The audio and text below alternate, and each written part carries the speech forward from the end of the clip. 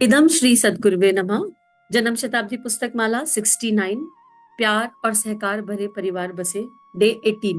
परम पूज्य गुरुदेव वंदे माँ के दिव्य प्रेम को अंतस में धारण करते हुए इस दिव्य स्वाध्याय का अध्ययन, जहां पर गुरुदेव हमें बहुत सारी चीजें सिखा रहे हैं, समझा रहे हैं। गुरुदेव हमें अच्छा माता पिता होना बता रहे हैं, तो अच्छे रिलेशनशिप क्या होते हैं ये भी समझा रहे हैं। गुरुदेव एक तरफ हमको मेस्कुलाइन और फेमाइन एनर्जीज बता रहे हैं, पुरुष और प्रकृति का कॉम्बिनेशन बता रहे हैं, मित्रता का दिव्य भाव समझा रहे हैं कि कैसे हम परिवार में मित्रता का वातावरण कर सकते हैं। गुरुदेव हमें मनोविज्ञान समझा रहे हैं, बच्चों का मनोविज्ञान। अलग अलग एग्जाम्पल्स के माध्यम से गुरुदेव ने बच्चों का मनोविज्ञान समझाया कि छोटा बच्चा किस तरह सीखता है, क्या सीखता है। हमारे कहने से नहीं सीखता, हमारी वाणी से नहीं सीखता, हमारे आचरण से सीखता है, हमारे बिहेवियर पैटर्न से सीखता है। कैसे हम जाने अनजाने लड़का लड़की में भेद कर देते हैं, हमें पता ही नहीं चलता। और जहां दो बच्चे हैं वहां दो बच्चों में कंपैरिजन एनर्जीज कैसे रिलेट हो जाती है, हमें आइडिया ही नहीं है। और हम कहते हैं हमने तो दोनों बच्चों को बराबर पाला। नहीं, अगर आपके दो बच्चे हैं और दोनों बच्चों के बीच में 3 से 4 5 साल का अंतर है, तो दोनों बच्चों को माता पिता बराबर नहीं पाल पाते हैं। इसको समझ लेंगे। कैसे समझेंगे उसके लिए ना, पहले आज प्यार की डेफिनेशन, सहकार की डेफिनेशन और प्यार की डेफिनेशन समझ लेते हैं। बुक की हेडिंग है प्यार क्या है। ये जो संसार में है ये यार है, यारों से प्यार है। इसमें बदले में बहुत कुछ चाहिए होता है। अगर तुमने किसी को 2 बार छोले भटूरे खिलाए और अगले ने तुमको पानी भी नहीं पूछा, तो तुम्हारे पेट में बहुत दर्द हो जाता है। अगला हजम कर गया, 2 बारी इसको 50-50 रुपए के छोले भटूरे खिला दिए और इस कमीने ने एक बार भी मुझे पानी नहीं पिलाया। सॉरी फॉर द लैंग्वेज, लेकिन यही सत्य लैंग्वेज है। ये हम यूज कर रहे हैं। और इस प्लेटफॉर्म पे अगर इस लैंग्वेज को यूज करूंगी ना, तो आप लोग ज्यादा रिलेट कर पाओगे, मन मन में मुस्कुराओगे। पता नहीं कितनी गालियां हम मन मन में देते हैं, पर जब पब्लिक प्लेटफॉर्म पर आ जाते हैं तो हम इतने शालीन बनना चाहते हैं, इतने दिव्य बनना चाहते हैं, इतने विनम्र बनना चाहते हैं, अपने से ही झूठ बोलते हैं। और यही जीवा का खेल है। गुरुदेव कह रहे हैं तुम भगवान के मंदिर में जाकर बड़ी मीठी मीठी बातें करते हो, सभी से कहते हो प्रणाम, आप कैसे हैं, आपके साथ पल बिताए बड़ा अच्छा लगा। फिर निकलते हो मंदिर से, उसी इंसान को 2 गाली दे देते हो। ए आवरण से झूठा कहीं का, ढोंगी कहीं का, पीले कपड़े पहन के घूम रहा है। और कितनी गाली, और ये गाली थोड़ी मेल एनर्जीज में ज्यादा होती है। पर आजकल तो फीमेल्स ने भी ये ट्रेट उठा रखा है, because it is all about masculine and famine energy. तो ऐसा नहीं है कि नारी देह में गालियां नहीं दी जा रही, पर हम समझ लें आत्मा ना तो स्त्री है और ना पुरुष है। तो प्यार जब प्रेम में कन्वर्ट होता है तो वो सत्य होता है। उसमें यार शब्द नहीं है ना, उसमें ढाई आखर प्रेम का है। प्रेम कौन सी ऊर्जा है? प्रेम एक ऐसी ऊर्जा है जो अकारण है और जो है। ये ब्रह्मांड हमें केवल दे रहा है। प्रेम में केवल देने का भाव होता है। अब आप कहो क्यों दे हम? तो भाई मानव जन्म क्यों लिया था, पूछो अपने आप से। मानव जन्म लेने के पीछे का उद्देश्य ही दो था। एक, हम अपने कार्मिक बैलेंस करेंगे। दूसरा, हम प्रेम देंगे। कार्मिक बैलेंस करने के लिए तो प्रेम देना ही पड़ेगा ना। कार्मिक बैलेंस ही तभी होंगे जब देना सीखेंगे। अब आपको हम कहाँ से दें? हमारे पास देने के लिए कुछ नहीं है। हमें अपना कुछ देना ही नहीं, हमें जो मिल रहा है हमें वो देना है। हमें क्या मिल रहा है? जन्म लेते के साथ ही माँ का गर्भ मिला, माँ ने हमसे कुछ मांगा नहीं, दिया। फिर जन्म हुआ, माता पिता देते चले आए। ठीक है, जन्म तो दिया ना। कुछ ऐसा कह देंगे नहीं हमारे माता पिता तो बहुत खराब थे, बहुत क्रूअल थे, हमको बहुत मारा। अरे मारा, क्रूअल थे, सब कुछ था, मान लिया। लेकिन तब भी तुम्हारे शुरू का 1 साल उन्हीं की वजह से कटा है। बोलना सीख रहे हो, चलना सीख रहे हो, सब कुछ कर रहे हो तो उन्हीं की वजह से। उस गर्भावस्था को और शुरू के 1-2 साल को याद कर लो। उसके बाद वो जैसे भी थे, लेकिन मानव देह के पालन पोषण में उन्होंने भूमिका निभाई। तो इतना ही होगा, कार्मिक तो सॉल्व करना ही है। फिर ये प्रकृति हमको दे रही है, पंचतत्व हमको दे रहा है, समस्त जड़ हमको दे रहा है। आपके लाइफ में आप कोई भी एक जड़ चीज हटा लीजिए और आप देख लीजिए गुजारा है क्या। अब आप कहेंगे कौन सी जड़ चीज हटा लें? अच्छा चलो, अपनी लाइफ से प्रेस वाला हटा दो। आपकी लाइफ में ना घर में प्रेस है ना प्रेस वाला है गुजारा? नहीं है। थोड़ी देर में विद इन 5 सेकेंड कह दो कि नहीं है। कैसे है? कभी कभी तो प्रेस चाहिए। घर में नहीं करते तो बाहर कराते हैं, बाहर नहीं तो घर में। यानी इतनी सिंपल सी चीज, इसके बिना भी गुजारा नहीं हो रहा है। यानी जड़ भी दे ही रहा है ना, वो प्रेस भी दे रही थी। उसकी इन्वेंशन नहीं हुई थी तो तांबे के बर्तनों से करते थे, उल्टे तवे पे रख के करते थे, पर करते थे। कपड़ों की क्रीज तो मेंटेन करते थे, बहुत जरूरी होता है ये। जब हम कपड़ों का इतना ध्यान रख रहे हैं, तो आत्मा का ध्यान कौन रखेगा? उसका ध्यान प्रेम से रखा जा सकता है। तो हमको अपना कुछ नहीं देना, पर जो मिल रहा है वो तो देंगे, और जिससे मिल रहा है उसको तो देंगे। पंच तत्व दे रहे हैं, हमने क्या दिया पंच तत्वों को? बिजली हम वेस्ट करते हैं, पानी हम वेस्ट करते हैं, पौधे हमने नहीं लगाए आज तक, और लगे हैं तो उनको नर्चर नहीं कर पाते हैं। और जो करते हैं वो अहंकारी हो जाते हैं। अरे हम तो प्रकृति का बहुत ध्यान रखते हैं। आपने प्रकृति का ध्यान रख लिया, पर आपके घर में जो प्रकृति है, आपके घर में जो 5 प्राणी, 8 प्राणी, 10 प्राणी है, उनके अंदर भी तो पंच तत्व थे। हर देह पंच तत्व से बनी है। पंच तत्व का ध्यान रखने का मतलब ये नहीं है कि बाहर की प्रकृति का ध्यान रख लो। हर देह के भीतर के पंच तत्वों का ध्यान कौन रखेगा? चलो बाहर का छोड़ दो, अपनी देह के भीतर के पंच तत्वों का ध्यान नहीं रखा। कुछ भी खा रहे हैं, कुछ भी सोच रहे हैं, कुछ भी कह रहे हैं, तो कहाँ है प्रेम? प्यार से प्रेम की फ्रीक्वेंसी पर जाना है, लस्ट टू लव, वासनाग्रस्त जीवन जी रहे हैं। कोई भी चीज जरूरत से ज्यादा है तो वासना है, कोई भी चीज। तो हम किस यात्रा पर है?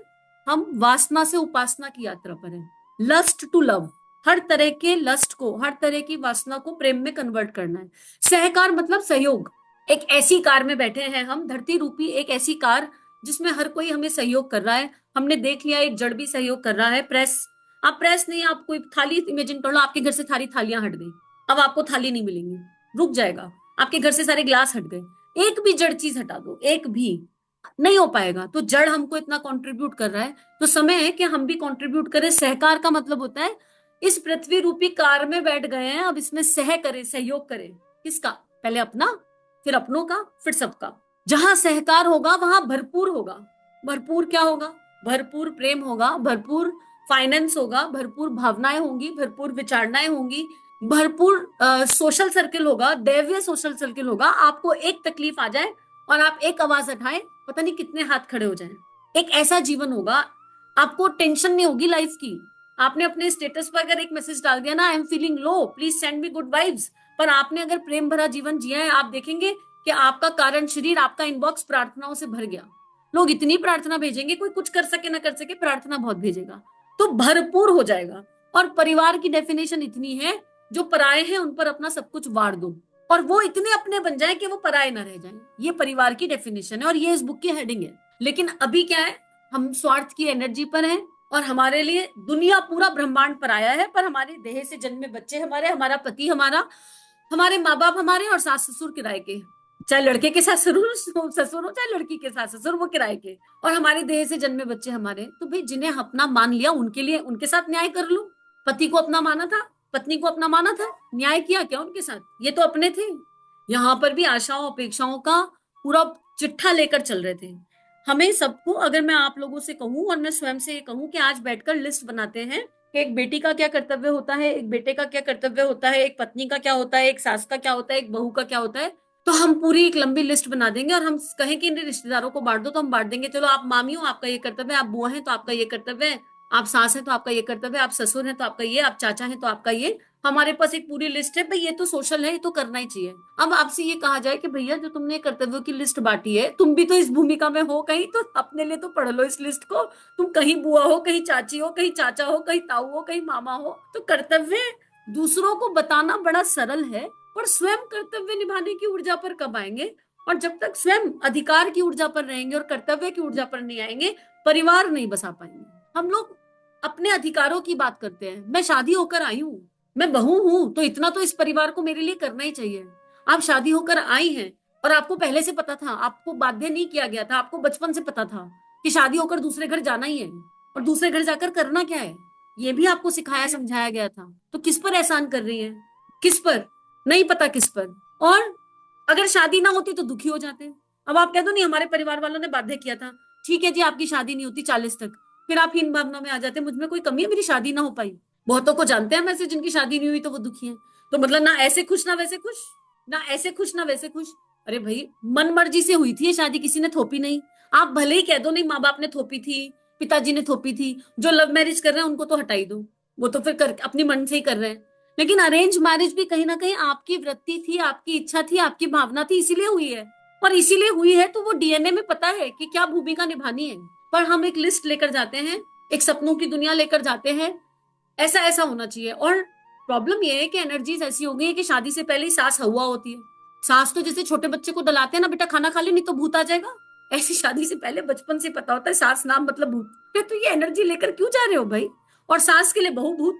हाय भगवान, पता नहीं कैसी लड़की आएगी, हाय भगवान पता नहीं कैसी लड़की आएगी, हाय भगवान मैंने तो अपने लड़के को बड़े अच्छे संस्कार दिए, लड़की में ही प्रॉब्लम है। इन ऊर्जाओं के साथ परिवार नहीं बन सकता। अगर आपने ये ऊर्जाएं मैनिफेस्ट कर रखी हैं तो समय है इन्हें ठीक करने का।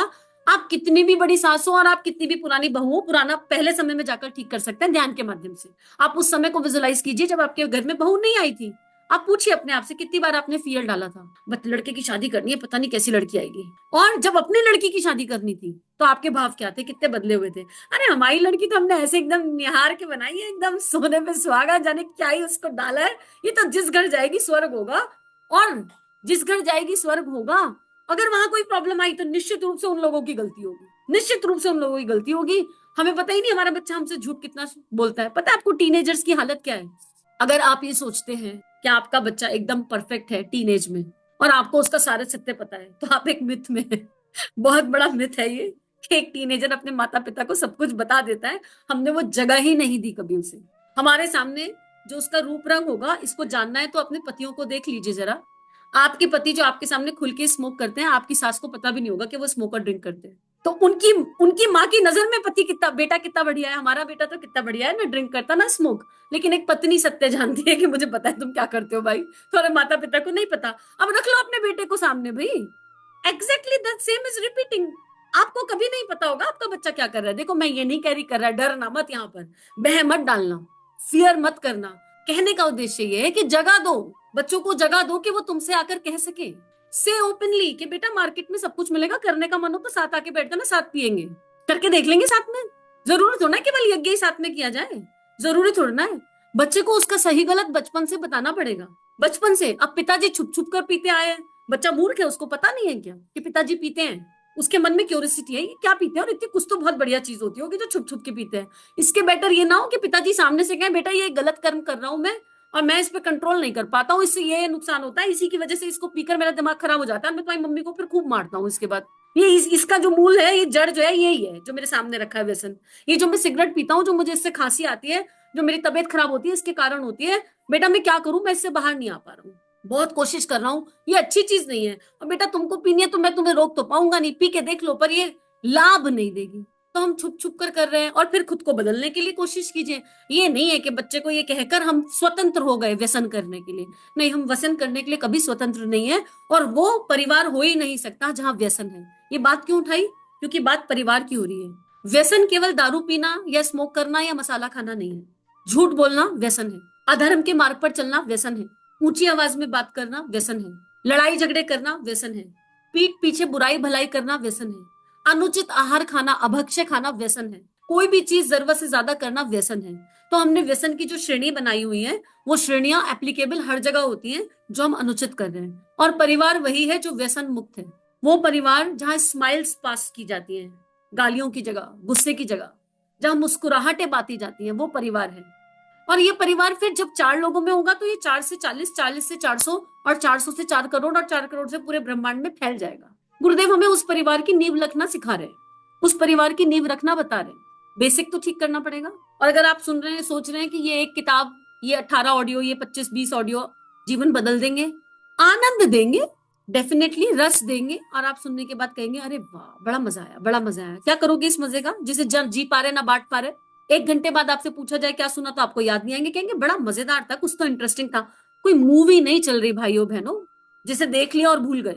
कोई मूवी नहीं है, और कोई ऐसी फिल्म स्टार भी नहीं है इस मूवी में जिसने छोटे कपड़े पहने और एक डांस कर दिया तो आपको याद रह गया आपकी वृत्ति के चलते, या कोई डैशिंग सा हीरो हो उसमें। ये तो ऑडियो है, वीडियो फॉर्मेट में हमने कन्वर्ट कर रखा है। तो भाइयों और बहनों कोई मूवी नहीं चल रही है जिसे देखकर भूल जाना है।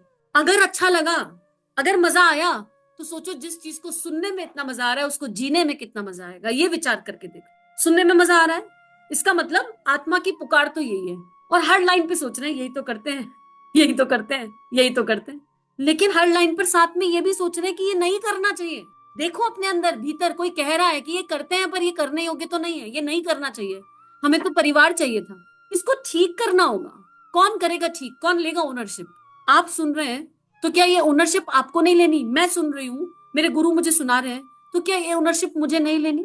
कौन लेगा? क्या ऐसा करें कि ऑडियो सुना और परिवार में उन लोगों को भेज दे जिन जिन जिन के अंदर हमें ये कमी दिखाई दे रही है, और उनसे कहें तुम ले लो ओनरशिप, हमने तो सुन लिया, हमारा काम तो सुन के खत्म हो गया, और जितनी देर ऑडियो सुना था उतनी देर तुम्हारा ही चिंतन कर रहे थे, क्योंकि तुम ही वो नालायक इंसान हो जिसकी वजह से ये दिक्कत थी। अब तुम इसको सुन के अपने आप को ठीक करो, रुक जाइए। स्व का अध्ययन नहीं हुआ, किसी गलत डायरेक्शन में जा रहे हैं, बहुत गलत डायरेक्शन में जा रहे हैं। ये किसी को भेजना है, इसलिए नहीं भेजना कि हमारी ऊर्जा ये हो कि तुम सुधर जाओ। पहले खुद पर इंप्लीमेंट करना है, इसको जीना है, उसके बाद इस ऊर्जा से भेजना है कि मेरे जीवन में परिवर्तन आ रहा है, क्या पता मेरी साथी आत्माओं के जीवन में भी आ जाए, और उसके बाद इस कंटेंट को विश्वव्यापी बनाना है। लेकिन अगर हमने विश्वव्यापी ही गलत ऊर्जा से बनाया, एक एक को ढूंढेंगे जिनमें ये कमियां हैं, एक एक को भेजेंगे आज, तो पहले आपने अपना कार्मिक क्रिएट कर लिया, अपना खाता ही गड़बड़ा गया पूरे रूप से, क्योंकि स्व का अध्ययन हुआ ही नहीं। देखो, स्वाध्याय में और व्याख्यान में अंतर होता है। व्याख्यान लेक्चरबाजी करना होता है। भाइयों और बहनों, कोई लेक्चर नहीं चल रहा है यहाँ पर, ये स्वाध्याय है, स्व का अध्ययन है। इसीलिए ऑडियो 15 मिनट 25 मिनट के हो जाते हैं। व्याख्यान तो 5 मिनट में भी पूरा हो जाता है। मैं आपको बहुत सुंदर सुंदर बातें इकट्ठी करके लेक्चर के जैसे 15 मिनट में क्या 5 मिनट में पहुंचा सकती हूँ।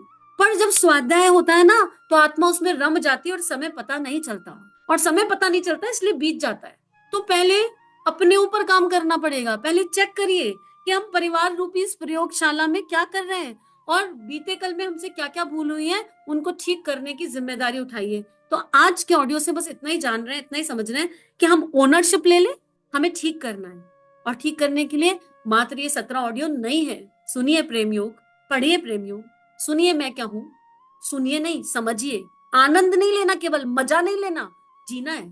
सुनिए आत्मा परमात्मा का मिलन संजोग, सुनिए आत्मविश्वास कैसे बढ़ता है। सब कुछ श्रीप्रिया पर अवेलेबल है। एक अकेला चैनल ऐसा है जिसमें हर वर्ग के लिए डिटेल्स अवेलेबल है।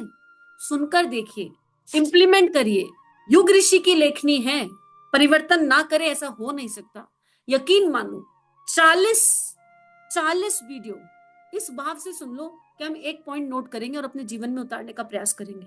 40 दिन में आपके जीवन में आनंद और खुशियां आने लगेंगी। और इसी भाव के साथ और इसी प्रार्थना के साथ आज का ऑडियो, आज का स्वाध्याय गुरु चरणों में अर्पित समर्पित। इदम श्री सद्गुरुवे नमः। सभी को आभार। चलिए मिलकर जीवन को खूबसूरत बनाते हैं। अगर हमारे वीडियो आपके जीवन को परिवर्तित कर रहे हैं तो चैनल को सब्सक्राइब कीजिए, वीडियोस को लाइक कीजिए और वीडियोस को जन जन तक पहुंचा दीजिए। चलिए समाज में कुछ अच्छा बांटें। जय हिंद, जय भारत।